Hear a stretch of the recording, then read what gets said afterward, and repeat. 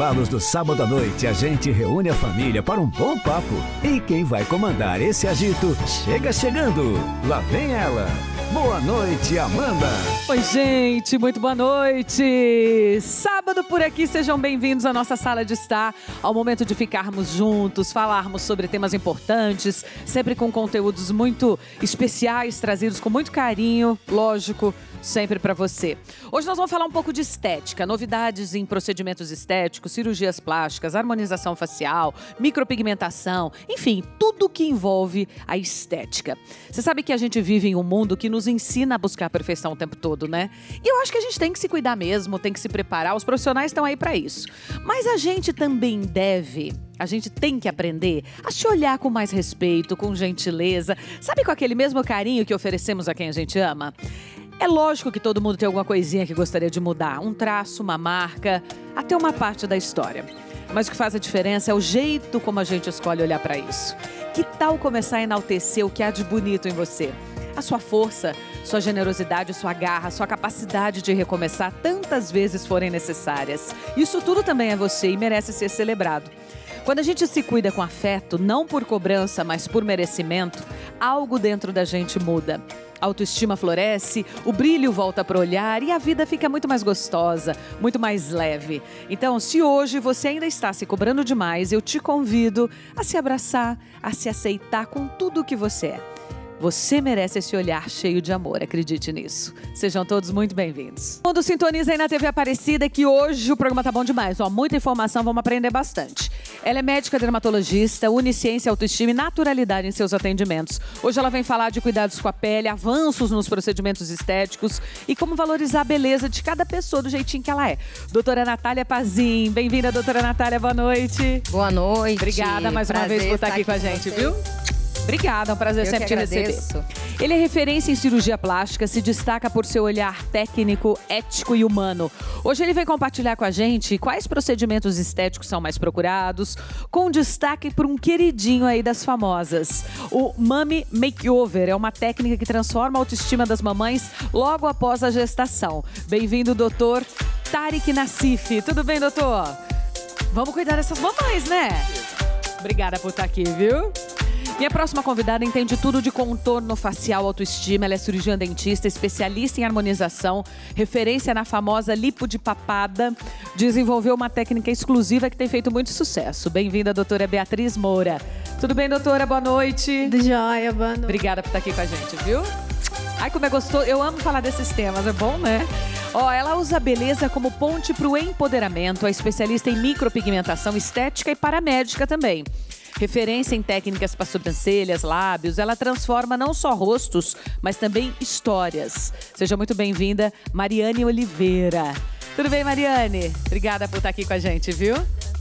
Obrigadão. E é isso, o nosso arroba é de Papo com Amanda Françoso, você já sabe, esse é o nosso Instagram, já nos segue lá. E avisa todo mundo que estamos no ar, lembrando que acabando aqui o nosso programa, ele já sobe para o YouTube. Então, se você perder um pedacinho, quiser rever ou compartilhar, nós temos lá a nossa playlist no portal, a 12. Todos os programas, todas as edições ficam lá para você compartilhar, ver de novo, enfim, indicar para alguém. Gente, obrigada por estarem aqui, muito boa noite. Eu quero começar perguntando, e aí pode ser para todos, cada um dentro da sua especialidade. Hoje a gente fala muito de estética, hoje todo mundo tem vontade de se cuidar. E que bom, né, que a medicina estética também está tão avançada. Mas eu queria que vocês falassem um pouco sobre o equilíbrio entre o cuidado saudável ou os excessos. Porque nós temos visto também muitos excessos, doutora Natália. Eu acho que nessa época que a gente está, estamos mais conscientes, né? Os pacientes estão mais conscientes em relação a isso.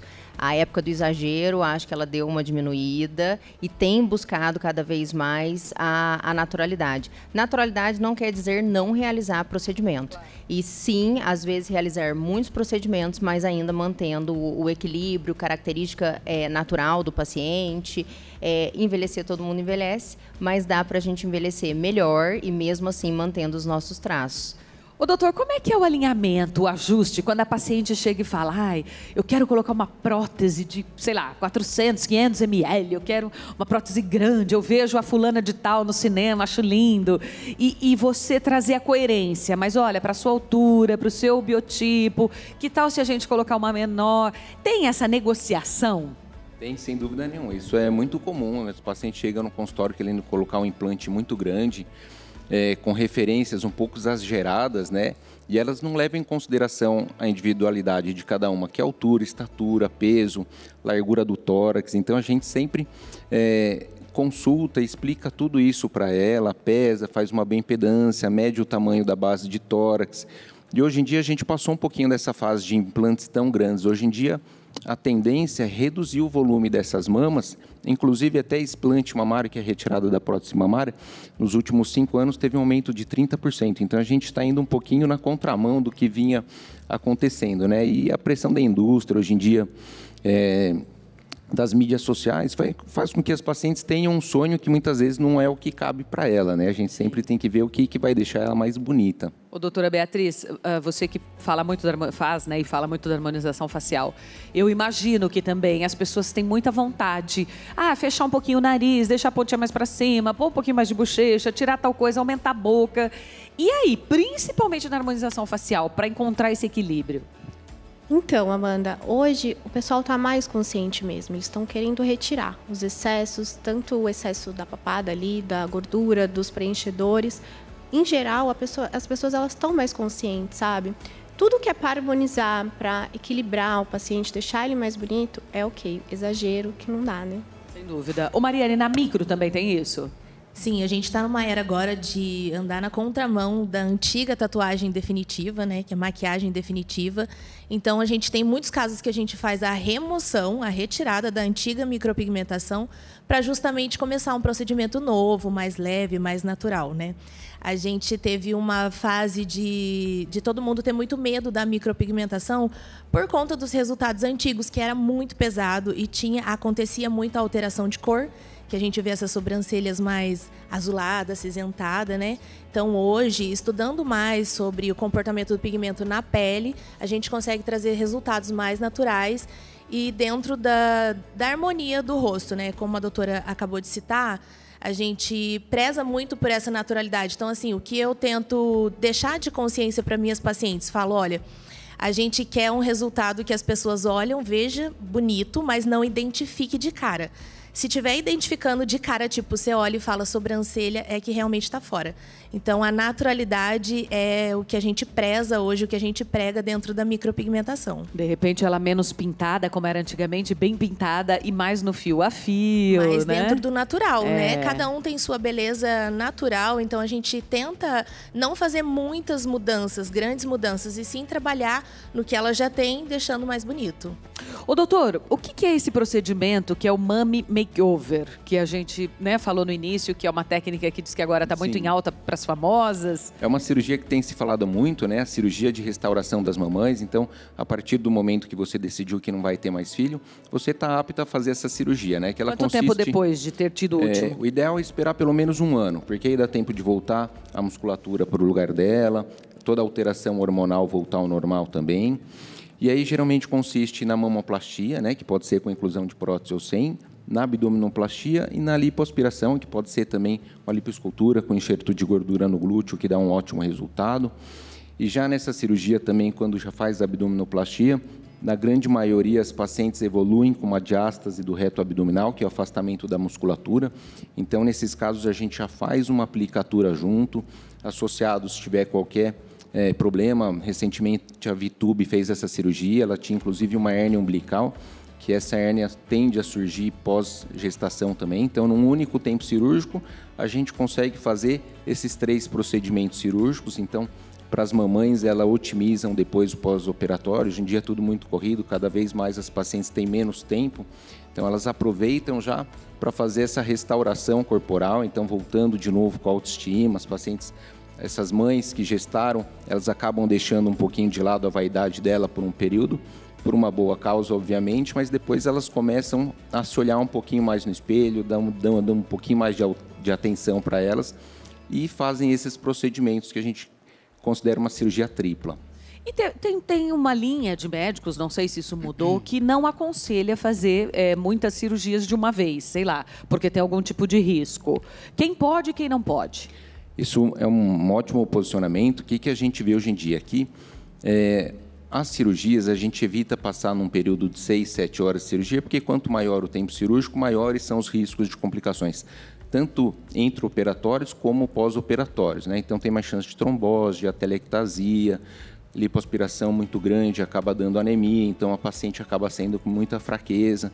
Então, quem que a gente escolhe para fazer esses procedimentos múltiplos, né? Então, geralmente, pacientes que já estão num peso ideal, que a gente sabe que não vai ter que fazer uma lipoaspiração muito extensa, que não tem a mama muito grande, que não tem um grau de dificuldade muito grande, às vezes a gente acaba pegando mama secundária, terciária, casos mais complexos.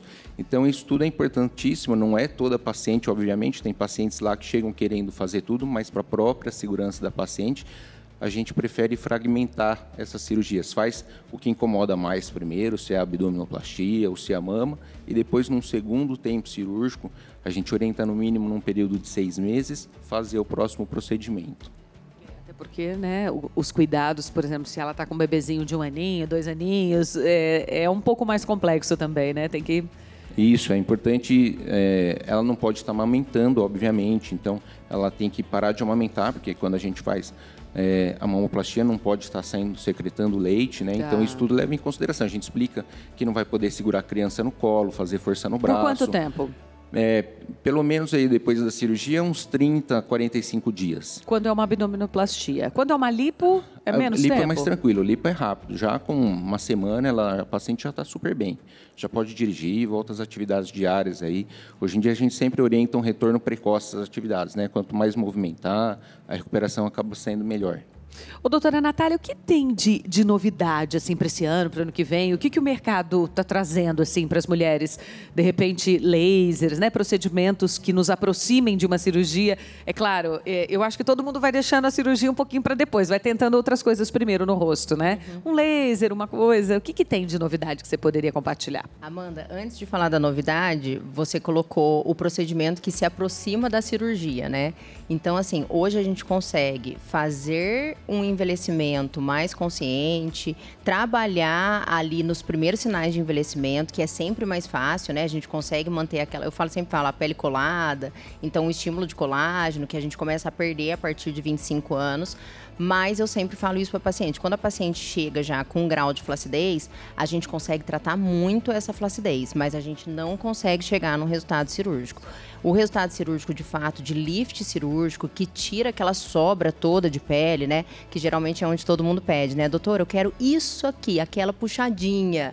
Essa puxadinha que às vezes o paciente faz com a mão, ele tá dando uma puxadinha de 3, 4 centímetros na pele. Isso é só cirurgia cirúrgico. Você faz, doutor? O rosto também? Lifting facial, retidoplastia, que a gente chama. É aquela que corta aqui? Isso, é um corte extenso, né? O mini lifting, porque o lifting total tinha um corte coronal também na cabeça. Hoje em dia a gente evita fazer o coronal.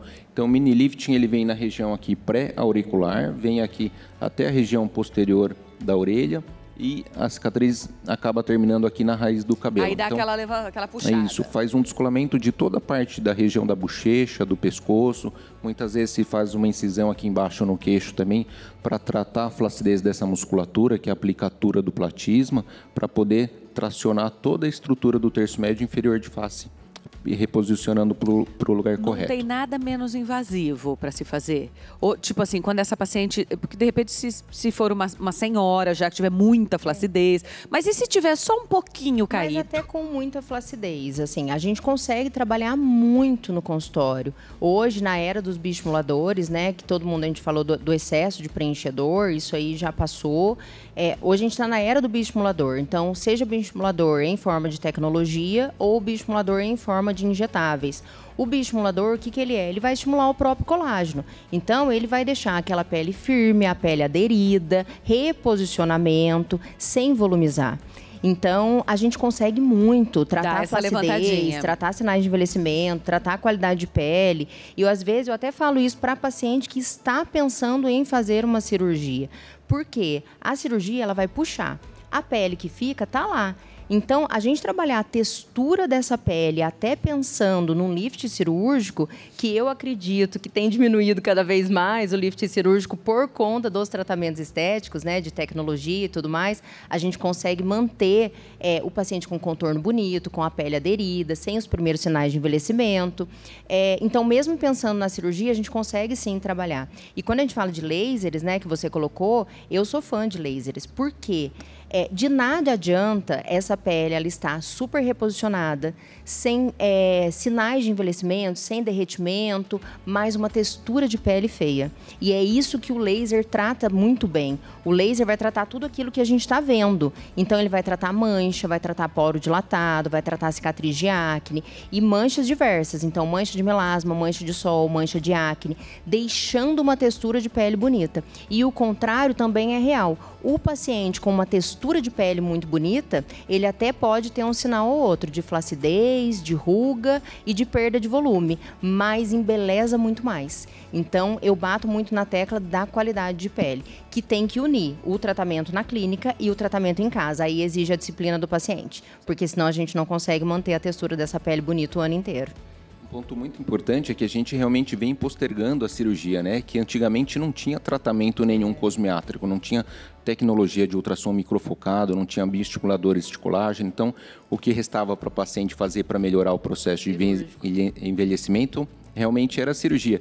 E mesmo hoje em dia, quando a gente faz a cirurgia, a gente não faz ela em isolado. Hoje em dia, a gente já entende que só dar aquela esticadinha e tirar um fusinho de pele já não é suficiente. A gente tem que fazer a cirurgia associado aos outros procedimentos também para trazer uma melhora total dessa qualidade de pele da paciente. Então, inclusive o cirurgião plástico, ele já entende também que é indispensável ir fazendo tanto ultrassom microfocado como o Radiesse, Sculptra, que são esses bioestímulos de colágeno, para potencializar o resultado da cirurgia. Então, hoje em dia, a combinação dos dois é o que entrega um padrão ouro para a paciente, tanto o tratamento cirúrgico quanto o cosmético. Eu também falo isso para o paciente. Mesmo tem a paciente, manutenção, né? Obviamente, exatamente. se opera, vai ter que continuar cuidando sempre Porque às também. vezes o paciente não entende isso. Ele acha que ele tirou o excesso de pele e que ele não precisa nunca mais fazer nada.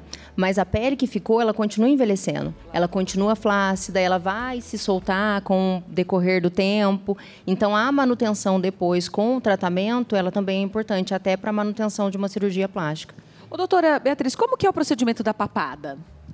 A papada, Amanda, ela é um procedimento minimamente invasivo. É cirúrgico, né? Mas a gente trabalha sobre o músculo, sobre a musculatura. Então, as estruturas nobres, elas estão abaixo ali do músculo platísmo. Então, é bem tranquilo de estar se realizando em consultório. Se o paciente estiver ali equilibrado, não tiver um problema sistêmico ali, né? E a gente aspira, a gente entra, aspira toda essa gordurinha, aí o contorno já aparece ali. Se o paciente tem essa mandíbula mais marcada, esse queixinho mais proeminente, a gente tirando a gordurinha, já marca, já fica aquele perfil maravilhoso, que é isso não que é corte, tem procurado. É uma aspiraçãozinha. Isso, é aspiração, a gente faz um cortinho aqui e na orelha, no tragus, à frente ao tragus. E aspira, fica ótimo. Traz o contorno, né? Traz o contorno. Eu acho que quando a gente começa a envelhecer, as primeiras coisas que a gente começa a notar é isso aqui mesmo, né? Que começa a perder um pouco esse contorno, o desabamento, vai juntando, né, Amanda, da face, vai cedendo ali, vai perdendo estrutura, o tônus, vai caindo tudo. Oh, meu Deus do céu. Nós temos que fazer um intervalo rapidinho.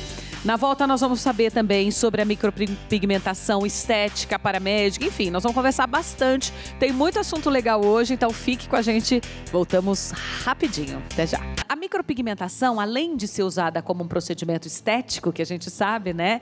Que ajuda muito no dia a dia, você já acordar com um olhar mais delineado, sobrancelha impecável, uma boca mais rosadinha. Ela também tem um cunho médico, ela serve para também cicatrizes. Eu queria que você explicasse um pouquinho esse outro lado. Dentro da micropigmentação paramédica, eu trabalho com pequenos ajustes de cicatriz, às vezes coloração, né? Quando o médico autoriza o procedimento, né? Que exige um tempo ali depois do procedimento cirúrgico, a gente consegue melhorar alguma tonalidade que ficou ali fora do ideal. Já na reconstrução de areolas, a gente trabalha com a possibilidade de fazer parcial que as mulheres que vêm da cirurgia plástica, às vezes precisam de um pequeno ajuste ali na tonalidade das areolas. Às vezes a gente faz só ali a borda translúcida, que é onde a gente não consegue identificar onde começa e onde termina a cor natural da areola. E também eu trabalho com a micropigmentação total da areola, que são mulheres que finalizaram o procedimento de tratamento de câncer, né? Algumas perdem as 2 mamas, as 2 areolas, outras perdem somente uma areola e a gente vem com a micropigmentação para finalizar esse processo, trazendo a feminilidade de novo, né, para essas mulheres. Para autoestima é fundamental, né? São, né, doutor? Da micropigmentação. Tem pacientes que têm perda total de areola ou por uma cirurgia oncológica, uma mastectomia. Antigamente tinha que tirar a pele de algum lugarzinho para fazer enxerto. Hoje em dia é muito mais simples resolver isso aí. Muito mais seguro também, né? Está bem tecnológico, dá para fazer até um efeito 3D da papila, até dos tubérculos de Montgomery, que quando você olha, você muitas vezes nem sabe que foi feita essa micropigmentação. Diferente da tatuagem, a gente trabalha com procedimento semi-definitivo. E trabalhando com a tonalidade ali, a profundidade de cor e clareamento de cor, a gente consegue trazer um desenho 3D, como, por exemplo, o biquinho. Tem pacientes que vêm do tratamento oncológico que perderam só uma areola, um peito tem o biquinho e o outro não. Então, a gente consegue trazer esse efeito de ter o bico da mama. Eu tenho dificuldade de propagar esse trabalho, porque no Instagram, por exemplo, é considerado pornografia. Então, algumas pessoas vão e fazem a denúncia. Eu já cheguei até a perder o meu perfil no Instagram na tentativa de divulgar esse trabalho, né? No tratamento oncológico, esse é um procedimento que eu faço de forma voluntária. Então, as pacientes que vêm do tratamento oncológico com autorização médica, eu não cobro para estar fazendo a reconstrução de areola. Puxa, que legal, que coisa boa. E quando a gente vai para o estético, a gente comentou, por exemplo, a micro ela pode ser feita onde? Na sobrancelha, como um delineador em cima e embaixo do olho? Sim. Que mais? A micropigmentação estética ela é totalmente facial, né? Então, nas sobrancelhas, a gente trabalha com a técnica shadow, que a gente consegue trazer um preenchimento maior na região das sobrancelhas. E diferente de antigamente, que era feita a técnica compacta, hoje a gente trabalha com o pontilismo, trazendo também esse efeito de sombra e luz, que traz uma naturalidade, além das cores poder ser adaptada, né? Então, nós temos coloração aí para pele bem branquinha, para pelo loiro, que a gente acompanha o tom natural dos pelos da sobrancelha, né? No delineado de olhos, a gente evita fazer delineado gatinho, por exemplo. É mais para trazer aquele ar de ter um pouquinho mais de cílios, né? Não na intenção de fechar muito os olhos. Já na micropigmentação labial, eu trabalho com 2 possibilidades, que é a revitalização, que a gente deixa esse lábio com efeito saudável, tipo lábio de bebê. Então, a gente pode trabalhar com a tonalidade mais rosada, mais avermelhada. E temos a alternativa também do efeito batom. Às vezes, a paciente tem alguma cicatriz ou as bordas do lábio muito branca. Então, a gente trabalha as bordas do lábio e o preenchimento total, trazendo mais cor, né, para esse lábio. Então, a gente identifica, a gente faz um alinhamento da expectativa do que a pessoa deseja como resultado final. Eu avalio ali qual trabalho é melhor para oferecer para ela e sobre a cor a gente decide juntas, né? Tem o lábio pálido que tela branca a gente consegue brincar de qualquer tonalidade. Dura quanto tempo? Até 4 anos. Uma micro? Uma micropigmentação labial. Em algum momento para reparo, sei lá? Sim. Alguns casos de correção de cicatriz, né, como o lábio leporino, que é bem comum. Também eu atendo alguns pacientes homens que têm o lábio escurecido. Então, eu trabalho a neutralização, que é clareando lábios escuros, né? Então, tem aqueles lábios que são mais naturalmente mais roxo ou é mais comum ter a base superior do lábio marrom. Então, eu deixo a base superior mais avermelhadinha, parecendo com o lábio inferior. E aí é um procedimento buscado pelos homens também.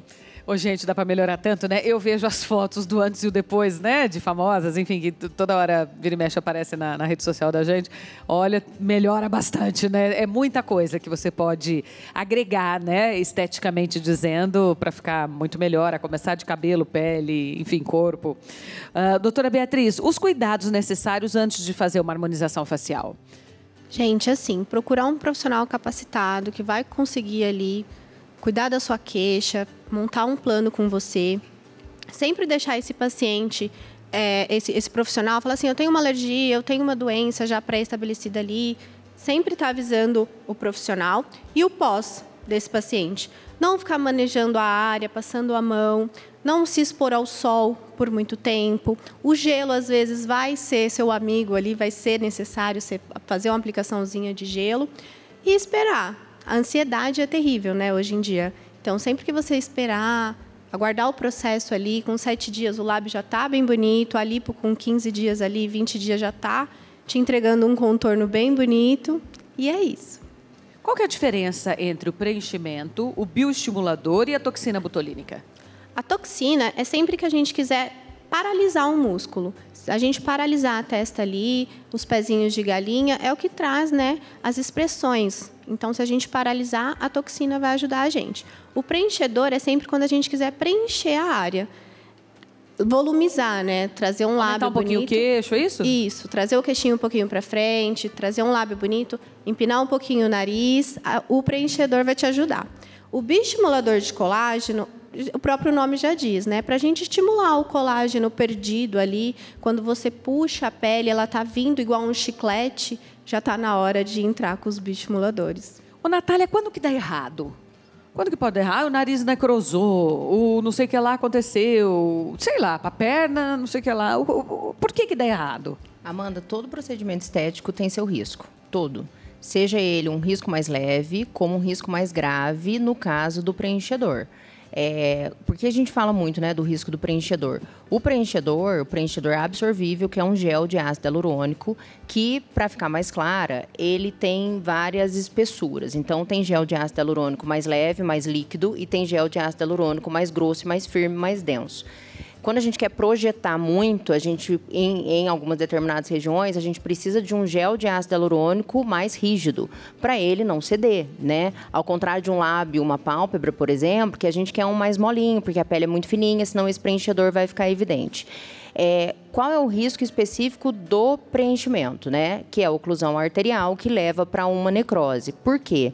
Esse gel de ácido hialurônico, que é esse gelzinho, como se fosse um gel de cabelo mesmo, existe o risco que é minimizado por técnica, por treinamento, por conhecimento de tecnologia, de técnica e de anatomia, mas pode acontecer de ser injetado dentro de um vaso. E quando ele é injetado dentro de um vaso, ele obstrui o fluxo sanguíneo, não leva suprimento sanguíneo para outra região. E isso é uma oclusão arterial, ocluiu a passagem de sangue ali, que, se não visualizar isso precocemente, pode levar para uma necrose, que é a morte do tecido, né? Então, esse é o risco mais grave do preenchimento, seja ele de região qual for. Tem algumas regiões que esse risco é mais evidente, como glabela, nariz e têmpora. Existe um risco ali muito maior de oclusão e necrose nessa região. Mas todos os procedimentos eles podem complicar, desde um laser, como uma queimadura de laser, uma toxina botulínica. O que complica? Uma toxina pode complicar o quê? Por exemplo, às vezes, esse negócio de pegar a veinha sem querer, isso me perdoe a ignorância, né? Não. É um erro de manejo do profissional ou pode acontecer com qualquer um e aí vai ficar roxinho, mas depois vai melhorar? Não, isso pode acontecer. Assim, essa veinha que a gente fala que é um vasinho, né? Muitas vezes a gente tenta fugir desse vaso, né? A gente tem ali o estudo de anatomia que a gente sabe a grande maioria dos vasos onde ele passa. Mas existem anastomose. O que é isso? Em algumas pessoas o vaso passa de uma maneira diferente. E às vezes a gente visualiza, então a gente foge um pouquinho. Mas quando a gente entra, principalmente com agulha, esse risco é muito maior, porque na hora que a gente aprofunda, a gente não está vendo. E é nessa que pega um vasinho. Esse vasinho, ele não é uma complicação, é uma complicação estética. Vai ficar roxo, mas vai passar, entendeu? Por exemplo, uma toxina botulínica aplicada em algum outro músculo que a gente não deseja paralisar, a gente pode fazer uma queda da sobrancelha, a gente pode deixar o paciente com que não abra os olhos, né? Então ele não consegue nem abrir, ou pode cair, ou pode ficar só aberto e não fechar. Risco de infecção bacteriana, fúngica, granuloma, porque a toxina ela vem num frasquinho, né? Esse frasquinho ele exige uma conservação. Então, assim, são vários fatores que podem acontecer. Às vezes contamina o frasco, às vezes é erro de técnica, às vezes não limpou direito a pele do paciente. O paciente chega, às vezes, né? Com maquiagem, com muita coisa, poluição, vestígio. Bem ou mal, é uma agulha mínima, mas na hora que injeta, leva sujeirinha lá para dentro. Então, todos os procedimentos eles podem complicar, desde mais graves até mais leves. E aí que a gente tem que entrar, né? Tem que agir o mais precocemente possível para não deixar evoluir. E a modernidade, né, doutor? Eu lembro que, sim, antigamente a gente tinha pavor em falar em lipo, porque você via gente que morria de lipo, ficava com, né, casos de pessoas muito conhecidas. Você vê aquele moço daquela banda, né? Como chamava, gente, que cantava aquela música da Carla? LS Jack. Nossa, na época, foi logo depois de uma entrevista que eu fiz com ele, né? Ele fez o procedimento e depois, meu Deus, foi complicadíssimo. Então, a gente ficava com muito medo. Parece que hoje melhorou um pouco isso. Por quê? Porque hoje as técnicas estão mais visíveis ao profissional, mais difícil de errar. O que acontece? Eu acho que tecnicamente a gente vem avançando muito, então mudou muito. Na época da lipoaspiração que meu pai fazia, eram com cânulas muito grossas que traumatizavam muito o tecido. Ele falava para mim que ele fazia até autotransfusão, tirava sangue da paciente antes para fazer depois no intraoperatório. Essas coisas a gente já não faz hoje em dia, porque a gente minimiza essas perdas sanguíneas, faz medicação antes para diminuir o sangramento. Hoje tem as tecnologias que avançaram muito, que não tinha antigamente. Então, hoje em dia, quando a gente vai fazer uma lipoaspiração, por exemplo, são várias etapas. Tem a infiltração para fazer essa lipoaspiração, depois tem um aparelho que é o ultrassom, que já amolece e emulsifica toda essa gordura. Então, na hora que a gente for colocar a cânula para lipoaspirar, essa gordura já está mais molinha, já está solta. Então, ela sai mais amarelinha, porque quando a gente lipa, sai gordura e sai sangue junto, geralmente, né? Então, quanto mais clarinha for saindo essa gordura, menos sangramento tem. E hoje as cânulas são menores. Hoje em dia, um ótimo aliado do cirurgião plástico é o ultrassom, que a gente usa para ver as estruturas anatômicas. Então, até as técnicas de lipoaspiração com enxertia mudaram muito. Hoje em dia, não desenha só, por exemplo, aqueles gominhos no abdômen que é a lipo de alta definição, que é a LED que a gente fala, né? Hoje em dia tem um enxerto de gordura intramuscular, porque aí a gente melhora a qualidade desse músculo, volumiza ele e dá um resultado mais natural também. Então, uma técnica nova que vem avançando muito. O ultrassom da segurança, porque você vê onde está a cânula, você consegue enxergar onde ela está passando. E esses treinamentos, essas tecnologias, fizeram com que a cirurgia plástica ficasse mais seguro. Tem também medicação para evitar que dê trombose, que é o anticoagulante que toma, antigamente não tinha. A gente preconiza o uso de meia antitrombo para todo mundo. No hospital também tem uma botinha que fica massageando a perna. Fisioterapia precoce, deambulação precoce. Então, hoje a gente otimiza desde do pré-operatório, que esse paciente já tem que estar muito bem preparado. A gente pede para estar com uma hemoglobina acima de 12, daí até 13, 14, porque geralmente perde 0,8 até 1 unidade de hemoglobina por litro lipoaspirado. Então, se for fazer uma lipoaspiração grande, em torno de 5, 7 litros, você vai sair pelo menos com uma anemia moderada do hospital. Então, aí o paciente já entra com uma reposição de ferro endovenoso. Então, hoje em dia, mudou bastante coisa com relação à lipoaspiração. Tem gente que faz lipo para emagrecer? Tipo assim, eu tô com um pouco meio barrigudinha, vou tirar num sentido de emagrecer? Ou a pessoa sabe que ela quer fazer uma lipo para definir, às vezes ela até já é magra, aquela gordurinha que não sai com a academia de jeito nenhum? Tem gente que vai para querer fazer, mas a gente não faz, porque a lipoaspiração a gente fala que não é emagrecedora, é só para melhorar o contorno corporal mesmo, porque a gente tem essa restrição de 5 a 7% do peso corporal que a gente pode retirar. Então, se o paciente tem 100 quilos, 120 quilos, a gente não vai poder lipar o corpo todo dela, a gente vai ter que parar uma hora justamente para não começar complicações como anemia. Então, sempre a gente pesa bem essa paciente, vê como é que está essa parte toda nutricional. Hoje em dia tem uma balança de meia impedância que mostra a distribuição da gordura corporal no corpo todo, se ela tem gordura visceral ou não. E se aí ela já está fora do parâmetro, com a IMC acima de 30, aí a gente já não faz, pede para emagrecer, para potencializar o resultado. Não adianta operar depois também para sair do centro cirúrgico pior do que entrou ou não ter um resultado esperado, né? Então, a gente prepara bem esse paciente, geralmente pacientes magros. Diz que a menopausa, a gordura fica muito localizada, as mulheres na menopausa, na barriga, né? Aqui é uma gordura abdominal. Isso a lipo tranquilo conserta. de fazer. Conserta. Essas pochetezinhas ou essas gordurinhas gordura localizada em flanco, ou na região inferior do abdômen, na região axilar, isso tudo, muitas vezes mesmo a paciente emagrecendo, paciente magra que tem culote, ela emagrece e o culote continua ali. Aí são ótimas candidatas para a gente fazer a lipoaspiração. E como no caso da Mummy Makeover, lá que você disse que são praticamente 3, 4 técnicas em uma, num dia só, a lipo também você pode fazer num dia só várias partes do seu corpo ou tem algum perigo nisso? Pode sim. Hoje em dia, até quando a gente faz lipoaspiração de contorno corporal, a gente fala em fazer o 360, porque muitas vezes não adianta a gente lipar o abdômen, lipar as costas, flanco, aí a paciente tira uma foto com o braço gordinho. Então, a ideia é já fazer tudo para ficar com um resultado bom. Então, quando a cirurgia... Interno de coxa, né? Faça interna de coxa. Então, quando a cirurgia corporal é muito extensa, muitas vezes a gente prefere priorizar só a lipoaspiração, porque não é só a lipoaspiração. Hoje em dia, com o uso das tecnologias, vai passar ultrassom antes, vai passar depois a tecnologia de retração de pele, que é o Renuve, o Argoplasma, que são tecnologias que encurtam as fibras septais, aí a pele cola na aponeurose, então melhora a flacidez. Então, cada procedimento aumenta o tempo cirúrgico. Então, o ideal é a gente priorizar numa coisa só e poder fazer tudo de uma vez e, num segundo tempo cirúrgico, fazer as outras cirurgias. Entendi. Vamos para o intervalo? Te espero na volta. Até já. Nós estamos falando de procedimentos estéticos, cirurgia plástica, micropigmentação, né? As lipos, os procedimentos dermatológicos, que há de novidade em laser, em tratamento, pré e pós-operatório. Nós vamos arrematar o assunto agora neste último bloco.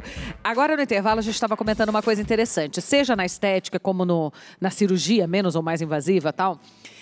emocionalmente, psicologicamente, às vezes a pessoa sonha muito em fazer aquilo e depois, quando faz, não se reconhece. Até comentei com eles uma particularidade de quando eu fiz a minha prótese, que há muitos anos, eu queria muito, mas eu fiquei muito incomodada no começo. Primeiro porque doía muito, a minha doeu demais. Todo mundo fala que não dói, a minha foi arrebatadora. E segundo porque, não sei, eu não me reconhecia. Eu me achava estranha, não sei, demorou para assimilar, para encaixar, e aí, claro, depois de um tempo, amei e vida que seguiu. Você estava comentando que teve uma paciente que você teve até que tirar, né? Foi o único caso, a aceitação geralmente com implante mamário, ela é muito boa, né? As pacientes sonham em colocar, e como é uma cirurgia rápida, que traz um resultado imediato, as pacientes acabam gostando muito, traz muita autoestima. E quando a gente fala, às vezes, que tem que tirar por algum motivo, é até o contrário, elas ficam muito tristes, choram, falam que não quer tirar por outro jeito nenhum, mesmo com algum problema ali, né? A gente tem que insistir e falar, não, no seu caso vai precisar tirar. Mas eu tive um caso pontual que, após 3 meses, a paciente não se adaptou, e não era nem implante grande, era um volume de uns 300, um volume bem tranquilo. Ela não conseguiu se identificar com aquele implante mamário. Então, eu acho que trouxe muita mudança dela, ela se olhava no espelho, não se sentia confortável, achava como que aquela prótese não fosse algo dela, e ela pediu para tirar num período curto de 3 meses. Geralmente a gente tenta esperar um pouquinho mais, justamente para dar esse tempo da paciente para se adaptar. Pede até uma orientação psicológica para acompanhar junto, né? É ótimo para fazer esse tipo de tratamento, mas no caso dela em específico, a gente teve que fazer o explante mesmo. Vocês têm alguma experiência de pessoas que não se reconheceram depois? Tem. Durante o alinhamento de expectativa, eu faço a pergunta para todas as pacientes se ela se vê depois do procedimento. Porque tem a questão da aceitação, e eu vejo que a grande maioria das mulheres também tem um problema com aprovação. Então, assim, às vezes ela sai de lá super feliz, aí chega em casa e alguém não gostou, tipo, alguém estranhou. Porque, realmente, quando você faz um procedimento, você tem que entender que algo em você vai mudar, mesmo que minimamente, né? E o começo, gente, por exemplo, falando da micro... Às vezes você faz a sobrancelha, ela fica super escura nos primeiros dias. Você tem que ter a paciência do corpo ir tomando formato, das coisas irem se encaixando, né? Sim, o que eu deixo bem claro também é que todos os procedimentos, mesmo minimamente invasivo, ele vai passar pelo processo de cicatrização. É inevitável. Então, os primeiros dias vai ficar em mais evidência, né? Fica com mais brilhoso, tanto o lábio quanto a sobrancelha. Depois, pode acontecer a escamação, isso vai depender muito de cada organismo. Vai ter a fase de que o pigmento vai ficar ali guardado na segunda camada de pele por conta da cicatrização da primeira camada de pele. Parece que não pegou, tem algumas falhas. E depois do processo, que geralmente é entre 28 e 40 dias, a gente vai fazer o ajuste. São pequenos ajustes, né? O retoque, a manutenção. Todos os procedimentos, ele inclui manutenção para que a gente garanta 100% da satisfação da paciente com o resultado final. Isso, às vezes, acontece com o preenchedor, que é onde a gente, bem ou mal, muda a feição do paciente. E, às vezes, mesmo mudando para melhor, né, reposicionando estruturas, ele estranha um pouco no começo, porque ele está acostumado com aquele sulco, ele está acostumado com aquele vinco, com o volume labial e, às vezes, até com a assimetria que ele tem. Então, antes de preencher, principalmente lábio, porque, assim, o paciente nota, às vezes ele quer, mas ele não sabe exatamente o que está acontecendo ali. Então, eu sempre falo, olha, esse lado é menor, aqui é mais alto, aqui é maior. Por quê? No preenchimento, a gente tenta melhorar essa assimetria, mas um pouquinho fica. Se um lado é um pouquinho mais baixo, às vezes ele continua um pouquinho mais baixo. Mas depois que preenche, o paciente se olha tanto no espelho que ele começa a ver características que antes ele não via. E ele começa a achar que é do preenchimento. E o preenchimento tem essa fase, né? Principalmente dos 7 primeiros dias. Fica mais inchado, às vezes ele fica mais marcado, dependendo da região. O paciente passa a mão, às vezes ele sente. E aí tem o julgamento também de quem está de fora, principalmente do familiar, né?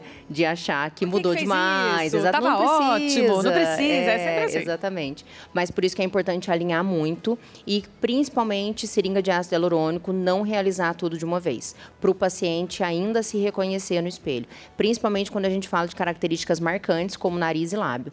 O nariz descaracterizar, por mais que o paciente queira levantar a pontinha, que todo mundo quer. Mas descaracterizar um nariz interfere muito naquilo que o paciente, como ele se enxerga. Então, tem que deixar muito alinhado. O nariz que tem aquele ossinho aqui, ou que um lado é mais para baixo do que o outro, é meio tortinho ou meio caidinho, essas coisas eu consigo, com harmonização, com o preenchedor, sei lá, essas técnicas, reposicionar? Ou um caso assim é só a cirurgia plástica? Amanda, o que a gente consegue no nariz com ácido hialurônico? A gente consegue levantar a pontinha e melhorar um pouco da curva. Tudo que é muito largo, a gente não consegue afinar. Então, ele tem uma asa nasal muito larga, a gente não consegue. Ele tem uma columela, que é aqui, muito proeminente, a gente não consegue. Tem uma ponta muito larga e, às vezes, também uma ponta muito caída. O nariz, para a gente preencher, ele é um nariz muito bem escolhido. Não é todo mundo que consegue levantar a pontinha com ácido hialurônico. E aí, quando tem aquele ossinho aqui muito alargado, a gente não consegue. Ou, de fato, quando o paciente tem muito osso, né, em cima do nariz. Porque se a gente for alinhar só com ácido hialurônico, a gente deixa o nariz ainda maior, né? Então, tem toda uma característica do nariz para ele ser preenchido. Não são todos que a gente consegue preencher. É isso mesmo, são refinamentos menores, né? Sim. Que a gente consegue tratar pequenas imperfeições com ácido hialurônico. No demais, estrutura óssea, esse tipo de coisa, só realmente realizando fratura, lixando o dorso nasal, projeção de ponta, redução da lara. Agora, tem, né, Beatriz, algumas coisas, por exemplo, eu estava ouvindo outro dia, estava vendo uma matéria outro dia sobre o da orelha, que a orelha diz que é uma das cirurgias mais complexas, assim, no sentido de, acho que incomodar depois no pós-operatório e tal, para fechar, né, a orelhinha de abano. E que agora tem um jeito novo, uma técnica nova que meio cola, eu não sei se é que nem um fio de silicone ou se é que nem uma colinha, mas ainda assim eu percebi que tem um pós-operatório bem... Não pode, tem que dormir com a cabeça para cima, não sei quantos meses. Ainda tem bastante pós-operatório. Mas é menos invasivo do que uma cirurgia plástica, né, doutor? Tem uma técnica que é menos invasiva com fio. É porque a cartilagem ela é dolorida. Então, por isso, na hora que vai deitar, até se a gente ficar muito tempo em cima da orelha sem operar, a gente fica com dor na orelha. O médico estava dizendo que eu vi lá, que é perigoso até escaparem, por exemplo, os fios que você fez, se você não tiver um manuseio muito grande, uma manutenção muito grande. Aí acho que a gente pode até entrar um pouquinho no papo do pós-operatório, o quanto ele é importante, acho que em cada área de vocês, né? O pré é importante, acho que deixar os exames alinhadinhos, principalmente diante de uma cirurgia plástica, uma coisa mais invasiva. Então, acho que esse pré é muito importante, mas o pós também, né? Eu imagino que muitos casos podem dar errado, e daí não é pelo talento do profissional, é porque a pessoa não seguiu o que era para seguir. Eu falo até na minha área, assim, o pós, para mim, ele é de extrema importância, em tudo. Paciente que faz um peeling, paciente que faz um laser, ele precisa de alguns cuidados. E é um cuidado que demanda um tempo do paciente. Então, muitas vezes, ele vai ter que aplicar corretamente o protetor de 4 em 4 horas, um hidratante mais específico, mais cremoso, que vai deixar um aspecto de pele mais lambuzado. Eu falo de deixar o couro cabeludo oleoso, precisa daquela semana, sim. Bioestimulador, dependendo do que ele fizer, ele vai ter que massagear 5 vezes no dia, para não formar nódulo, para o procedimento ter um melhor resultado. Preenchimento, por exemplo, eu peço para o paciente dormir 7 dias de barriga para cima, então vai lembrar de mim durante 7 dias, porque é incômodo, o paciente não está acostumado a dormir sempre olhando para o teto.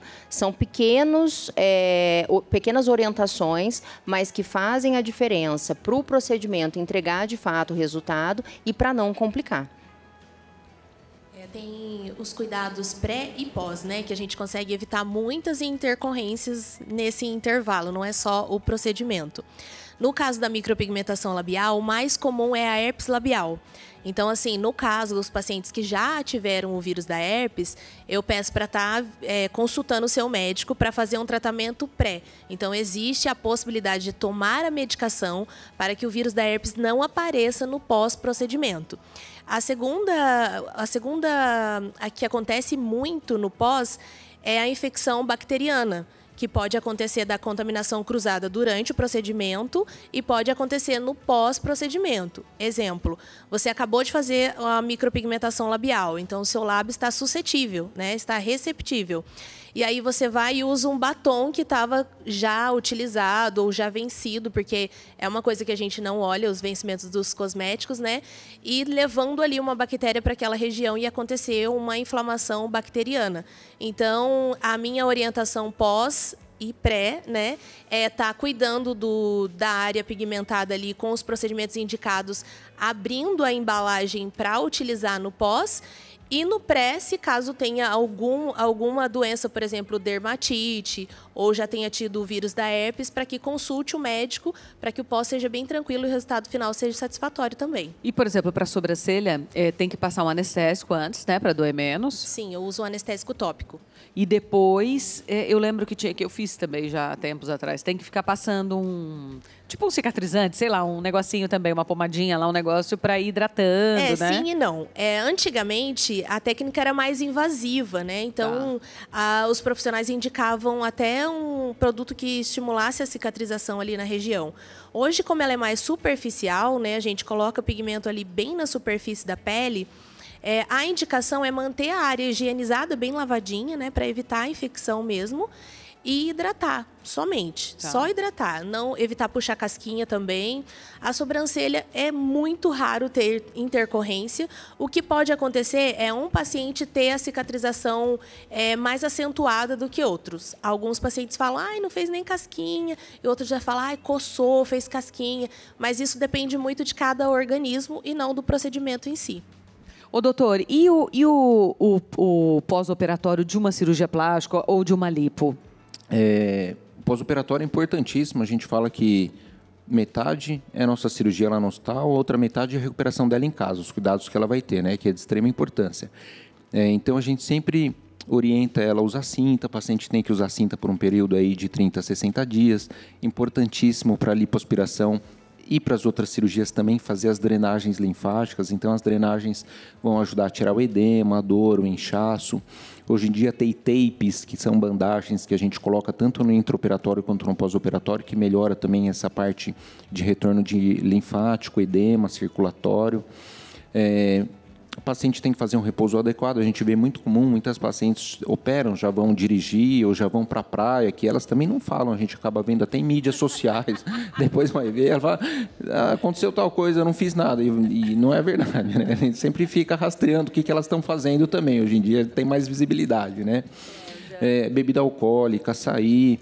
Por exemplo, a abdominoplastia, quando a gente faz, como a gente traciona muito a pele para baixo, a paciente tem que ficar andando curvada e dormir na posição semi-sentada por um período mínimo aí de 7 a 10 dias. Então, tem pacientes mais estabanadas, muitas vezes mais gordinhas, que elas levantam muito rápido, fazem força ou ficam com um pouquinho de dor nas costas, não querem andar curvada.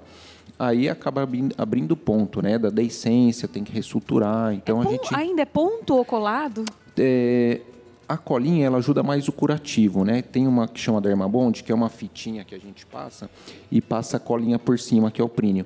Mas só a cola por si só, ela não aguenta a tensão da pele. Então, a gente por dentro fecha bem e ainda faz os pontos intradérmicos e depois vem a colinha, que é a cereja do bolo. Ela ajuda um pouquinho depois na troca de curativo, que não precisa trocar, fica a colinha com a fitinha. E para você, Beatriz, o pós-operatório? Amanda, o pós-operatório é muito importante nas lipo, principalmente o uso da faixa. É ela que vai te ajudar ali nesse processo, né? As drenagens é muito importante, contornar esse processo de fibrose, né, que é tão temido, alinhar essas fibras. A físio vai fazer esse trabalho e tomar as medicações certinha e a paciência, gente. A paciência é primordial. Porque o processo vai terminar, o resultado vai vir. É só fazer certinho, usar a faixa que o resultado vai vir. E mesmo menos invasivos, como uma toxina botulínica, por exemplo, eles falam, né? Não pode malhar no mesmo dia, não pode tomar sol, não pode não sei o que lá, fazer muita careta, mexer muito. Então, assim, às vezes são coisinhas que parecem pequenas, mas que eu imagino que mudem muito o resultado final, né? O paciente quer ficar manipulando muita área do preenchimento labial, já quer passar logo um gloss, um batom, e está contaminado, né? E fica ali passando, mexendo, tira o ácido onde a gente colocou. A toxina quer deitar, não é legal fazer um exercício físico também. Sim. E não se expor ao sol é legal também, porque a gente acaba pegando algum vasinho, alguma coisa, vai lá, mancha a pele do paciente. Então, tem que seguir certinho as recomendações do profissional. Ô, Natália, a escolha do profissional, né, pelo que a gente conversou hoje a noite toda aqui, é muito importante. Existe um site que eu vá dar uma olhada, se é um profissional, ou eu vou só por indicação de amigos que fizeram? Como é que eu posso pesquisar um pouco mais a vida dessa pessoa para entender se realmente ela é ok, está apta para cuidar de mim? Amanda, para nós médicos, sempre é pelo conselho, né, o Conselho Regional de Medicina, e hoje eu acredito que a indicação ela é de extrema importância, principalmente a indicação do próximo. Então, assim, é minha amiga, é minha mãe, está lá há muito tempo, já realizou várias vezes um procedimento, então acho que isso também conta muito. E aí tem a dupla faceta das redes sociais, né? Às vezes ela pode ajudar para você conhecer um pouco mais o perfil do profissional, o trabalho do profissional, a linha de tratamento e segmento do profissional, para ver se condiz com aquilo que você quer, de acompanhamento, do que é estético para ele, porque eu falo, a estética ela é individual, né? O que é bonito para mim não é bonito para você. Então, a gente tem que adequar também essa linha de pensamento do profissional que está te tratando, principalmente quando a gente fala de tratamento estético. A rede social ela pode ajudar, mas sempre com muita cautela, né? Porque hoje em dia, às vezes, a gente vê que não. Às vezes, a gente vê que a rede social ela passa uma informação que muitas vezes não é verdadeira. Pega o profissional que pega foto de outro, ou até assim as blogueiras que às vezes ganham, né, as cirurgias e os procedimentos. Ou às vezes até na formação, né? O paciente se anuncia ali de uma maneira que dá a entender que ele tem determinado curso ou determinada conhecimento em alguma coisa e muitas vezes, às vezes, não é. É verdade, tem toda razão. A gente viu quantos casos agora, né, que acabaram de acontecer de pacientes que, enfim. Pois é. Ô, doutora, a diástase. A pessoa pode, depois de um tempo que teve neném, ter a diástase ou ela ela na gestação, no momento que tem o neném? Geralmente evolui com a diástase no pós-operatório, né? Porque depois de ter o neném, ter tido a cesárea, o parto normal, a musculatura do músculo reto abdominal ela vai se afastando para caber o compartimento do neném dentro do abdômen da paciente. A partir dos primeiros meses que a paciente já teve essa gestação, esse músculo ele vai voltando para a posição normal, ele vai retraindo, mas muitas vezes ele não se aproxima por completo. Então, na grande maioria das pacientes que já foram mães, elas evoluíram com diástase do músculo reto abdominal. Então, para a gente fazer esse diagnóstico, a gente pede um ultrassom de parede abdominal, que inclusive ele já vê se tem outras patologias da parede, como hérnia umbilical, que é muito comum aparecer, ou mesmo hérnia inguinal.